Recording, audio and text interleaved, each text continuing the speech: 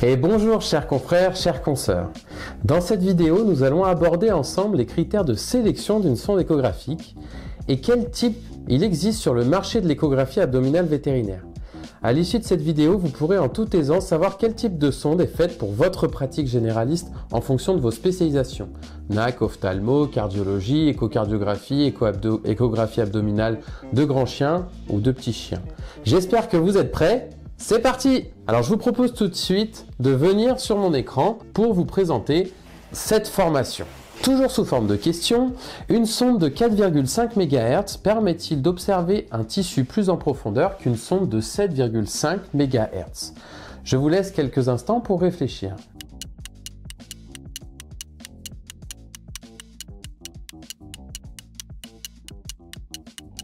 Eh bien, c'est vrai. Une sonde de forte fréquence permet d'obtenir une image plus précise en superficie. Mais malheureusement, elle perd de la profondeur d'exploration. Et inversement, pour une sonde de faible fréquence, elle me permet d'obtenir une image plus en profondeur. Cependant, nous perdons en netteté de l'image en superficie. Il y a deux notions à prendre en compte dans le choix de notre sonde échographique. La première, c'est la forme de la sonde. Les sondes linéaires, où la surface de la plaque piézoélectrique est dite linéaire, donc la surface de la plaque piézoélectrique est plate. Les sondes convexes, où la surface de la plaque piézoélectrique est convexe, comme son nom l'indique, avec les sondes macroconvexes lorsque la surface sera très longue et microconvexes lorsque la surface de la plaque piézoélectrique sera plutôt courte. Et enfin, nous avons les sondes que l'on appelle phase-arrêt, qui sont des sondes où l'organisation des cristaux piézoélectriques est un peu différente, donc elle ressemble à une sonde plutôt linéaire, mais elle a une surface qui est un peu plus large et un peu plus courte en longueur. En ce qui concerne une sonde linéaire, donc la plaque piézoélectrique est plate, comme on l'a dit, et donc les ondes ultrasonores sont envoyées de manière unidirectionnelle, ce qui permet d'avoir une image non déformée, mais à contrario, on a un champ d'exploration qui est un peu plus restreint et une difficulté à manipuler, par exemple sous les côtes, on aura une perte de contact avec la peau et donc ce ne seront pas des sondes qui seront utilisées pour aller rechercher des organes dans des endroits plutôt exigus. La sonde linéaire nous donne donc une image qui est plutôt rectangulaire, plutôt carrée. Elle nous permet donc d'éviter des images déformées et elle nous permet d'obtenir des mesures beaucoup plus précises. En termes d'utilité, la sonde linéaire est utile pour les mesures précises des organes, en particulier les reins, les intestins, les corps étrangers, les calculs. Elle est utile également pour les échographies un peu plus spécifiques, telles que les échographies musculaires, les échographies tendineuses, les échographies oculaires. Passons maintenant aux sondes dites convexes.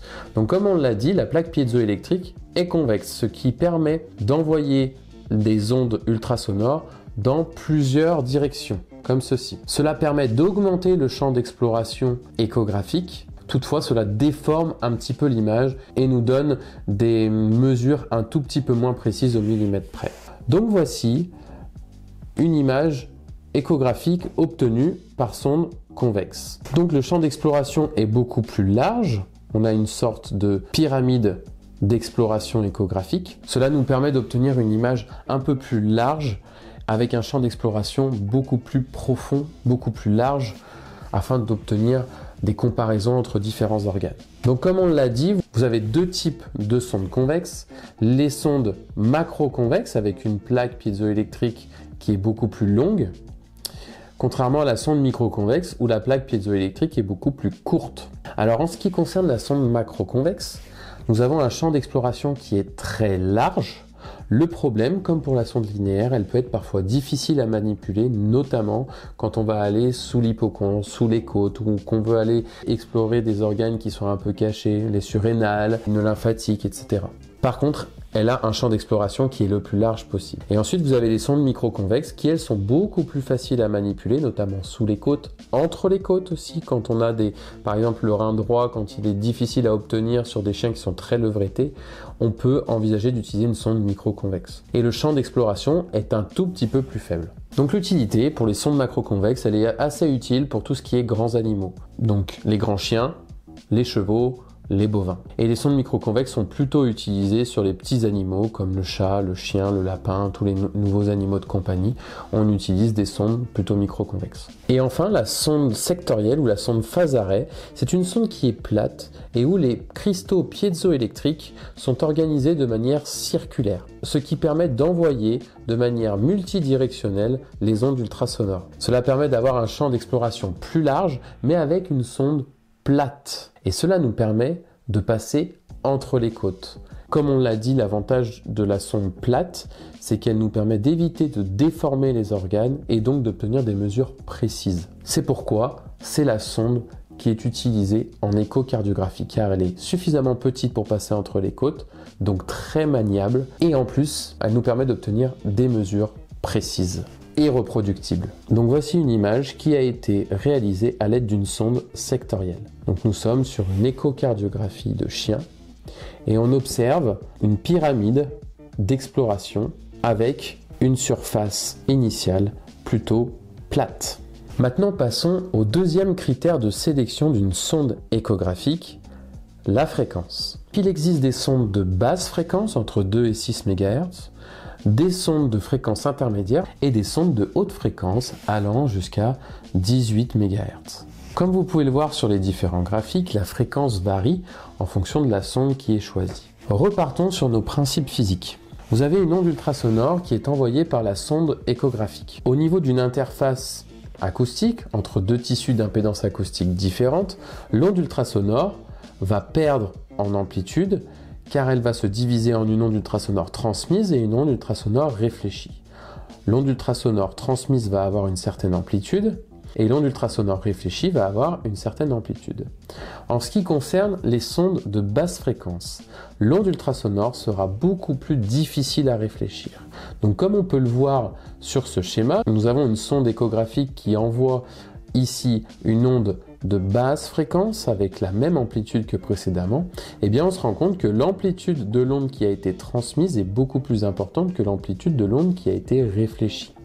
Cela permet d'augmenter la profondeur d'exploration. Donc comme je vous le disais, nous allons utiliser des sondes de basse fréquence pour aller explorer des organes en profondeur, comme les grands chiens. Nous diminuerons la fréquence d'exploration pour des bovins, pour des chevaux. On utilisera des sondes même différentes avec des fréquences beaucoup plus petites. Passons maintenant aux sondes de haute fréquence. Donc comme vous pouvez le voir ici, la sonde échographique envoie des ondes ultrasonores à fréquence beaucoup plus élevée. Et à cette fréquence beaucoup plus élevée, vous pouvez constater que les ondes ultrasonores qui ont été réfléchies ont une amplitude beaucoup plus importante que les ondes ultrasonores transmises. Car une onde ultrasonore de haute fréquence sera beaucoup plus facile à réfléchir. Cela permet donc d'obtenir une meilleure netteté de l'image échographique en superficie. Cependant, étant donné que l'onde ultrasonore se réfléchit beaucoup plus facilement, l'exploration des tissus en profondeur sera beaucoup plus difficile. Donc nous choisirons une sonde de haute fréquence pour l'exploration de tissus superficiels. Les yeux, les muscles, les tendons, les nodules, les masses. Un petit résumé concernant les sondes échographiques. Donc nous avons vu les deux critères de sélection. Maintenant, il y a des profils types de sondes.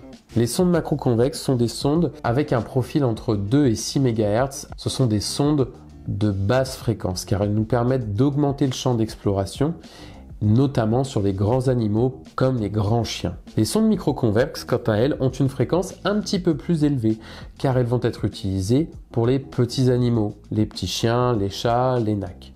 Donc on aura une fréquence qui se situe entre 5 et 8 MHz. En ce qui concerne maintenant les sondes linéaires, elles peuvent atteindre jusqu'à 18 MHz. 18 MHz, ce sont des très hautes fréquences pour faire des choses précises comme les échographies oculaires, les échographies tendineuses.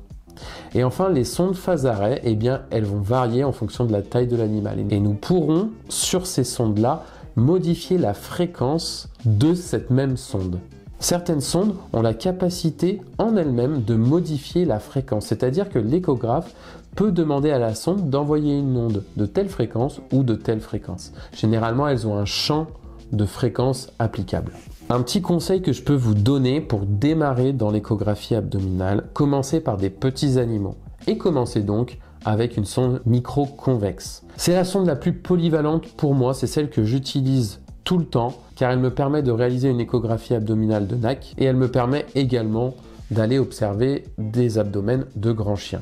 Très souvent, sur vos échographes, cette sonde aura une fréquence variable. Cela vous permettra d'avoir des presets préenregistrés de type petits animaux, grands animaux, etc. Petits chiens, grands chats, grands chiens. Donc vous aurez potentiellement des pré-réglages qui seront enregistrés sur votre échographe et vous n'aurez qu'à présélectionner ce réglage pour lancer votre échographie abdominale. Je vous ai mis à nouveau les références que je vous conseille de lire si vous voulez aller plus loin dans l'exploration de l'échographie abdominale. Nous venons d'aborder les différentes caractéristiques d'une sonde échographique, notamment sa forme et sa fréquence. La forme de la sonde peut donc varier en fonction de l'organe et de la taille de l'animal à échographier. Par exemple, les sondes linéaires sont idéales pour les structures superficielles et les tendons, tandis que les sondes convexes sont plus adaptées aux organes profonds et arrondis comme le foie ou la vessie. De plus, les sondes sectorielles peuvent être utilisées pour les examens cardiaques. La fréquence de la sonde échographique est également un facteur déterminant dans le choix de la sonde. Les sondes à haute fréquence offrent une meilleure résolution d'image et sont donc à privilégier pour les structures superficielles de petite taille. En revanche, les sondes à basse fréquence pénètrent plus profondément dans les tissus, ce qui les rend idéales pour l'imagerie des organes profonds chez les animaux de grande taille. Voilà, la vidéo de formation touche à sa fin et vous voilà paré pour choisir votre sonde échographique en fonction de l'indication d'exploration. Maintenant, c'est à vous de jouer. On se rejoint très vite dans la prochaine vidéo. Salut!